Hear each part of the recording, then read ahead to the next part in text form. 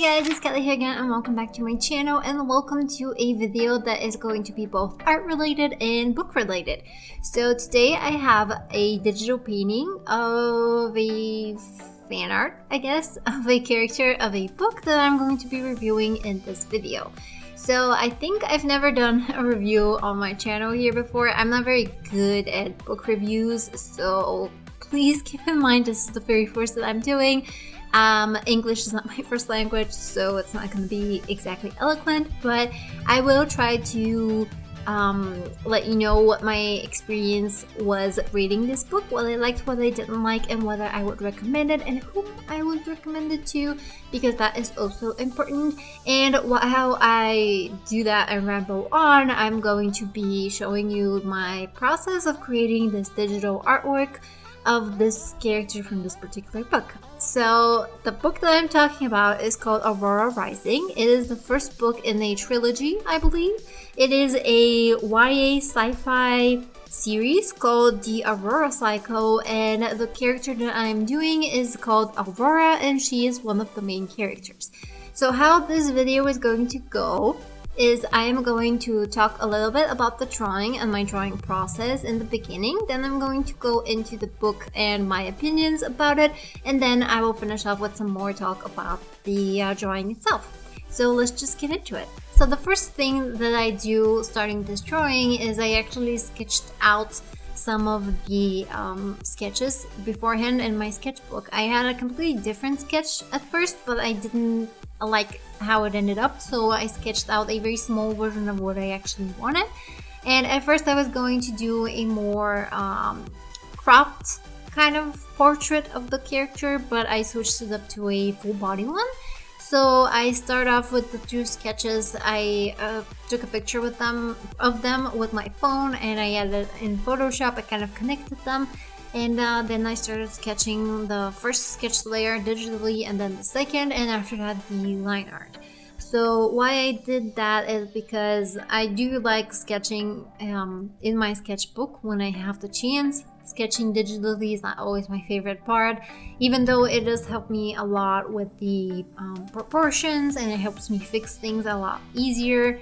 But I do like sketching in my sketchbook, so that's kind of what I did. And also because I sketched it so tiny, I was able to get the silhouette very much similar to what exactly I was looking for. And that's something that I struggle with quite a bit. When it comes to posing and full body shots, I struggle a lot with the poses and the proportions of the body. So what I like to do is draw it very, very small and almost silhouette-like, and that really helps me get a feel for the shape and, you know, the silhouette.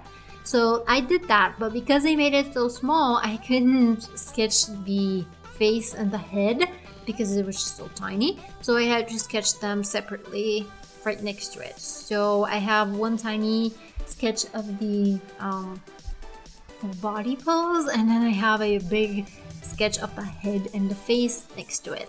So that's kind of what I did. I took pictures of the two sketches, I combined them in Photoshop, and then I started working on the digital piece. So while you watch me sketch a bit, I'm going to start talking about the book. As I said, this book is called Aurora Rising. It is by author duo Jay Kristoff and Amy Kaufman. If you've heard of them, probably you're familiar with their other sci-fi series, which was the Illuminate Files. I've read the first one, the first book, and well, actually I've read half of the first book. I unintentionally DNF'd it, and I haven't been able to pick it up since, but I will because I really liked it, I enjoyed it, and it was definitely worth the read. I believe it was also classified as YA, but I could be wrong, but I do think it was classified as YA, and so is this one.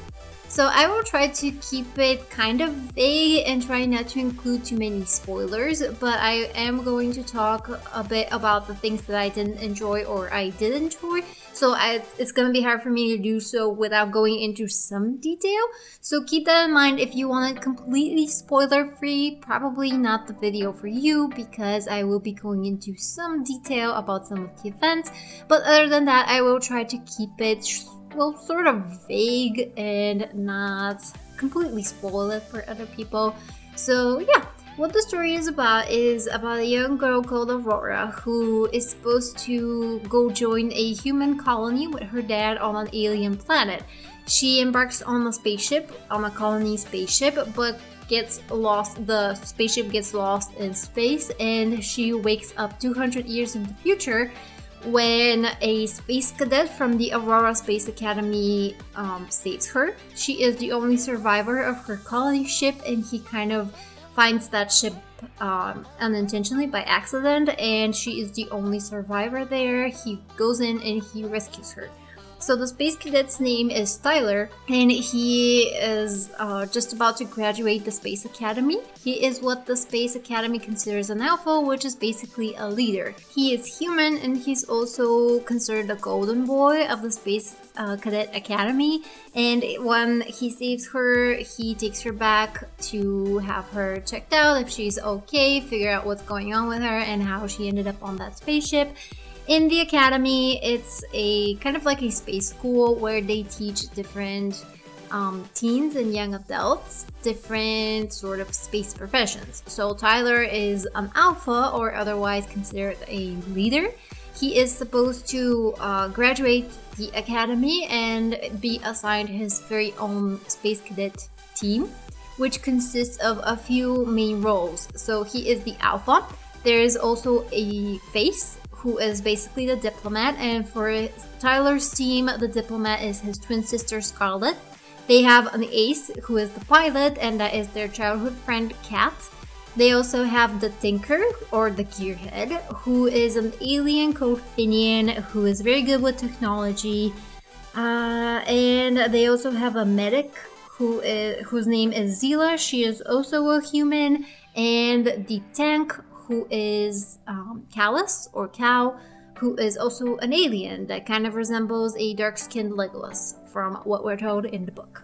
So each of these teams graduates and they get assigned missions after they're out of the Space Academy and they have graduated.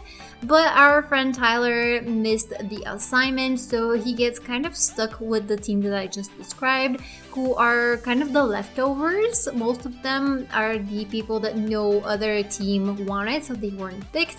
And because Tyler was too busy saving our girl Aurora, he missed the assignment, and so he gets stuck with the misfits, basically. So after they band together and they graduate, they get their very first mission, and we are being told that Aurora is gonna stay in the academy. They're gonna go on their mission. People are gonna figure out what's going on with her, and so they leave. But sometime during their mission, it turns out that Aurora had hid in their storage compartment, and it turns out that she kind of hijacked their mission. And it turns out that neither she is exactly as she seems, nor their mission. They start being chased by some of the bad guys, and they have to decide whether they want to turn Aurora over to the guys that want her, or if they should rescue her and take her with them so they can figure out together what is actually going on. Now, I'm not gonna talk way too much about what is actually going on because it's gonna be kind of a huge spoiler, but I am going to say kind of the things that I liked and the things that I didn't like about the book's entirety. So the main thing that I really enjoyed, and the reason why I gave this book around 3.5–4 stars, was because of the plot and the story. I was incredibly invested with the whole story. I was very interested. It was jam-packed with action, with even comedy. It had a very unique, in a way, twist to it, even though it wasn't exactly unique, but I'll get to it in a second. But it was very interesting. It kept me going and kept me turning pages. And after I finished the book, I immediately wanted to start the next book in the series. So that has actually almost never happened to me. The only other time that had happened to me was with Aurora Rising. And so that's telling me something. I was very invested with the story. I thought that it was very well executed. You didn't really know what way you were going. You were kind of led into some directions, but you never really knew. You can predict a lot of it. And for me, that was very good, very well done, and I really enjoyed it. And that's basically what made me give this book such a high rating. Now, the reason I really deliberated whether I should give it a higher rating was the things that I didn't like, which was mainly the characters and their personalities or their dialogue, because those felt very weak for me. The dialogue wasn't exactly weak as much as it was very obviously YA, which is not a bad thing, but for me it was just a bit too much. I've kind of outgrown the young adult dialogue, and I noticed that specifically in Illuminate as well, because the two characters had a chat and they would talk like normal teenagers do. And that's the moment I realized I had very severe secondhand embarrassment from teenage chats. So that's something that I definitely don't like about this book as well, just because it didn't have the exact same feel where it's very cringy, but it did feel and read a lot of the time like it was high school kids talking and trying to sound smart and trying to sound older, which I really didn't jam with. But again, this is something that's a bit more my problem, so maybe it's a personal thing. Also, the whole, how should I put this, the diversity, I guess, of characters and alien races was also very weak. And I read quite a bit of sci-fi and fantasy. Those are my two main genres. I love fantasy and sci-fi, and all of the TV shows and movies that I watch are also either sci-fi or fantasy.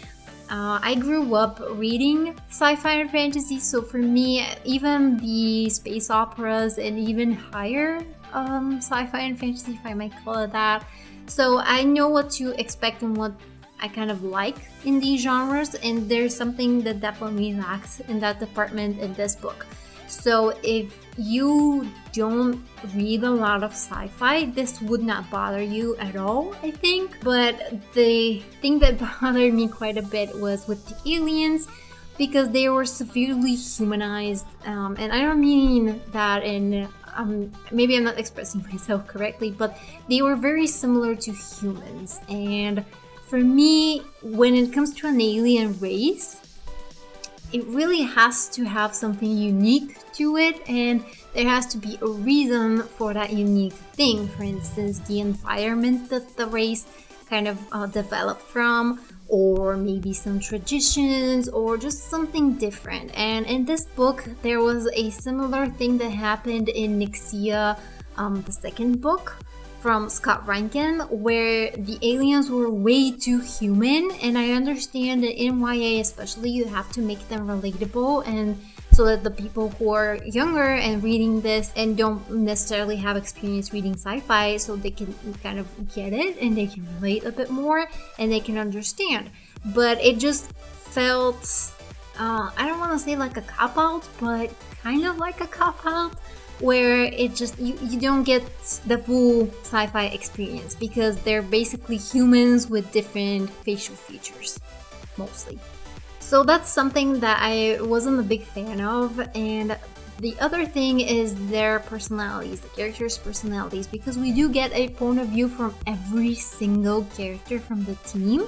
And I definitely think that was completely unnecessary, at least in this book. We get every single one that I just mentioned. So we get Tyler, who was the golden boy, the alpha, who is the leader of the team. The main issue with his character for me was that we're constantly told that he was the smartest, the greatest, he was the number one alpha, he was the most skilled, the smartest, just the best. And we get told that, but we're never shown that. Because in every single situation where he has to be a leader, he's not. He never relies on strategy. He just relies on pure luck and coincidences, which is very annoying when you're supposed to be reading about a alpha, a leader of the team, somebody who knows what they're doing. And I understand that this is his first mission, but I mean, come on, bruh, you just graduated, you were the first in your class, and you're relying purely on luck? That's just kind of a miss for me. His sister Scarlett for me, it was kind of a breath of fresh air. Even though her voice was not as distinct as the other ones, she had a few things added into her character and into her inner dialogues, which was I found very unique and funny. For instance, she would comment on her ex-boyfriends in just 2 sentences. She would say their name, a thing that was a plus for their relationship, a thing that was an E-, and I thought that was very funny and quirky, and it really brought a little bit of freshness into the whole inner dialogue. Their best friend, Kat, is one that I didn't really like in the beginning as a character because she was just kind of an angsty teenager and she didn't have much of her personality at all. Her voice and Scarlett's voice and Finian's voice all kind of meshed together for me, especially in the beginning because, as I said, you get the point of view of every single character. And when your characters are not distinct enough, it's very hard to distinguish in between them, especially when you're just starting out with the book. So in the beginning, I had a very hard time differentiating between Scarlett and Kat. But in the end, she kind of pulled through and her character developed a little bit more. Well, not developed, but I guess we got shown more of her character. But she was a very angsty, teenagerish kind of character. And again, not my favorite and not the best in my opinion. So another character that kind of meshed together with the last 2 that I spoke about was Finian, who was the gearhead and the tinker. He was the one that's very good with technology, and the thing that I didn't like about him was first because he was an alien and we get described certain things about his alien heritage. He's basically just a very pale human with black eyes. That's basically it. So that's something that I don't like. If you're gonna put an alien there, they should be at least a little bit different than humans, but that's just my opinion. The one thing I did really enjoy about him is that there was a subtle inclusivity of a character who has a sort of disability. So that's something that I did like, and it wasn't kind of shoved down your throat like sometimes they do in books. I mean, I don't want to offend anybody, but you have to admit that there are some books and some people that just write inclusive characters just for the sake of it, and they never end up really elaborating on them, so it's just so they can check some check marks for inclusivity, and that's definitely not what was here. This was deliberate and it made actual sense with the science that they explained, because his disability was due to the fact that he grew up on a planet, his home planet, that had lower gravity, and having lower gravity, it was hard for him to be in places where there was heavier gravity like humans are used to. So naturally his bones and his structure were more fragile, and for me that makes complete sense, and it's an added bonus for the whole thing that I talked about. If you're gonna have an alien, make them unique and make it make sense, because you know this is science fiction, people. I know it's YA, but it's still science. So that's something that I really enjoyed. Thing I didn't like, I think I already said it, that he was way too human, and also in his inner dialogue. I'm gonna speak about all of them in a second. The thing that I didn't like that was prominent with all of them. The next one that we have was Zela, who was the medic, and she was a human girl that was described as kind of psychotic, and you kind of see that, but you don't really understand what's going on, because we only get, I think it was either 2 or 3 chapters for her, with 5 to 6 sentences, nothing more. She has the smallest portion in the book, and this is what I was saying, that it wasn't necessary for all of the point of views, especially in this book. I think it would have been a lot smarter if we get introduced to Zela's point of view in maybe the 2nd or 3rd book. Well, the 3rd probably too late, but maybe the 2nd one. Because in this one, you get nothing. You get absolutely nothing. And she was a very interesting character because she was very in her head. She had her own thoughts, but she was very quiet and she didn't express them. So if you're gonna show us her inner world, you best make it worth it. And personally, in my opinion, the quietest people are usually the ones who have the most to say, but keep it on the inside. And in this case, you don't get anything, neither from her outside nor her inside, and I think it would have been better if we kind of get to know her better in the second book, where she has a more prominent role, because she didn't really have a prominent role here. So that was kind of my problem with her. I did like her as a character, but I feel like she could have been written a little bit better, maybe at a little later point. The second last character was Cal, or Callus, who was the tank. He is an alien race called the Sodrati, and that's basically darker skinned humans with elf ears. That's literally it. All of the aliens, just humans with a different colored skin or different shaped ears. So our elf boy, as has been called in the book, is from a very violent race, and we're constantly being told how he's struggling with his inner self because he wants to be very aggressive, but he can't be because he's trying to control himself. And that's something else that I didn't like about all of the characters. I mentioned this with Tyler as well. We're constantly being told about certain characters' characteristics and their personalities from outside sources. So we would either have Finian commenting on one of the characters' personality or somebody else. So we're constantly being told certain things, but we're never being really showed, which was very annoying and kind of YA. Instead of being given little breadcrumbs here and there and have you kind of figure them out on your own, you're being straight up led to the pond, I guess, to drink water. So that's something that I didn't quite enjoy, but I guess this might be the actual YA factor that I was talking about, how the book was marketed towards young adults and they, I guess, don't have the experience to know these kind of stuff firsthand. So maybe that's just it. I probably shouldn't be judging it for it.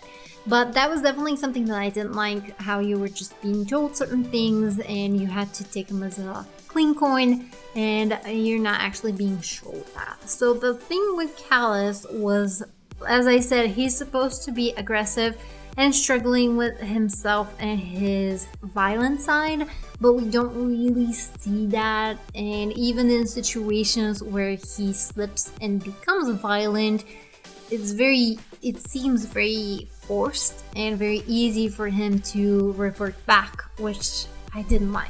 That's definitely something that I was not a fan of, and I might say that he was kind of like a bad ripoff of Daryl from Aurora Rising, which again kind of rubbed me the wrong way just because Daryl was one of my favorite characters and I love Aurora Rising, and I definitely see what they were going for. I just feel like they could have done better.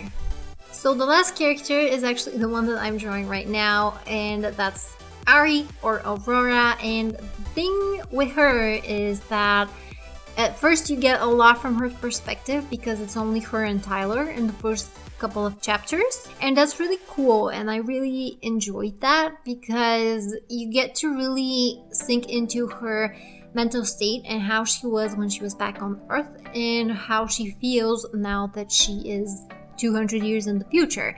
But somewhere along the way you kind of lose her voice in this whole mesh of characters, and I feel like they shouldn't have done that. I mean, it is called the Aurora Cycle and this is Aurora Rising. I feel like she would have been a more prominent, more main character, but she kind of got lost. That's definitely not something that I was expecting nor something that I liked.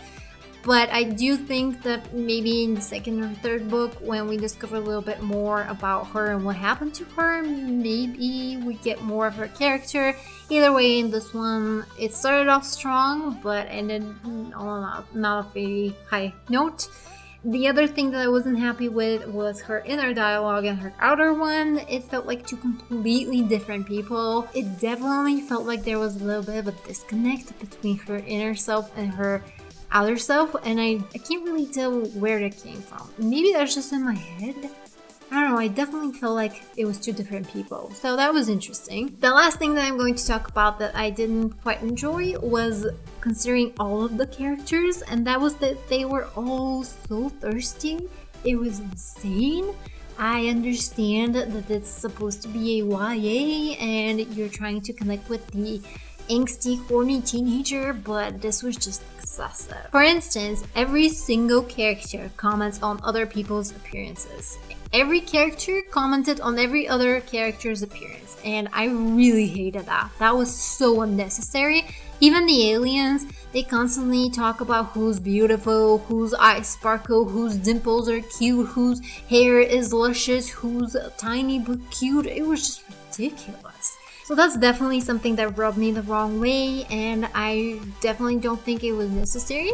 But again, that's something kind of personal, I guess, and it's my opinion. Maybe some of you guys actually enjoy that, or at least weren't bothered by it, but I was very bothered by it. Now that I've said all of the things that I kind of didn't like about the book, I did mention the things that I did like, and that was mainly the plot and the story. It's a very plot-driven book, I believe. You do have a lot of characters, but because there's not a lot of development, you kind of don't get it to be a character-driven book.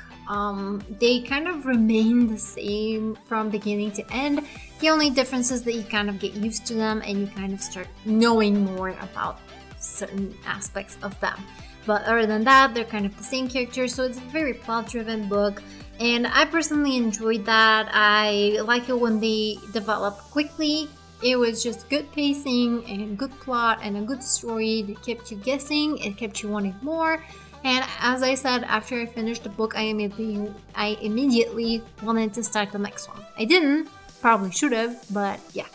So now that I've basically told you everything that I possibly could about the book, I think I'm gonna talk a little bit about the drawing. We are pretty ahead now. I ended up switching, so what you see as a background right now is not exactly what turns out in the end, because after I added all of the colors, all of the effects, I saved it and I actually came back to it a couple of days after, because it felt like the character she was sticking out of the background way too much. She wasn't blended in, so she kind of felt like a sticker on top. So I decided to add some color in the background as well, and because I used so much pink and purple in the character, I added some pink and purple in the sky as well. My favorite thing about the drawing is actually the clouds in the background. I really enjoy how those turned out. And the other thing that I really like is her glowing eye and the effects that I added to the piece after I was almost done with it. So to sum up my digital art process, after I do the sketch, I clean it up, I add line art, and having finished line art, I fill in the character that I'm going to be coloring and shading with a solid color. And then every layer that I add on top, I create a clipping mask to the blue layer so that none of the lines from the colors go outside of the line work. That is something that a lot of people do while having digital art. Having digital art? What am I talking about? While doing digital art. That's a well-known practice. It's very helpful. It helps you not be as careful, and it takes a little bit less time when you're coloring in, especially the base colors. So I find it very helpful and very useful as a technique. The other thing that I did is I didn't want to finish too much with the shading because I'm not very good at it, and picking colors for the shading is kind of a nightmare. So I decided to have the character backlit with some kind of behind her. So she is shaded, basically her whole front is in the shadows. And I used a purple to shade her in front, and I have a little rim light on the sides, and I think it turned out really good, and I didn't have to think way too much about the colors and what colors I should do the shading with. And my favorite part to do after I'm done with everything is add the special effects, which is usually rim light that always brings the piece together, and some glow effects. In this case, I use glow in the eye because it is mentioned in the book that the character has a glowing white eye, and also the purple as a special effect kind of layer and glow because the cover of the book is purple, and I kind of wanted to reference that. And I almost forgot, but I remembered just at the end that the character on the front of the book has freckles, so I added those in at some point. I didn't forget them. So that's it from me today, guys. I hope you enjoyed this video. I hope you like my digital art, and I hope you enjoyed the process. And also, I really hope that you kind of got my thoughts and feelings about the book, and I made myself clear. Like I said, I definitely liked the book. Even though there were some issues, I really enjoyed it, and I am going to be continuing on with the series. And in terms of who I would recommend it to, I would definitely recommend it for younger people, or people who don't read a lot of sci-fi, who just want to dip their toes in the genre, and people who like YA. So thank you guys so much for watching. I really hope this wasn't too much of a rambly video, and I do hope that my thoughts came out more coherently than I kind of think they did. So yeah, I hope you enjoyed this. Comment, like, and subscribe if you like which is you would like to see more, and I'll see you in the next one. Bye!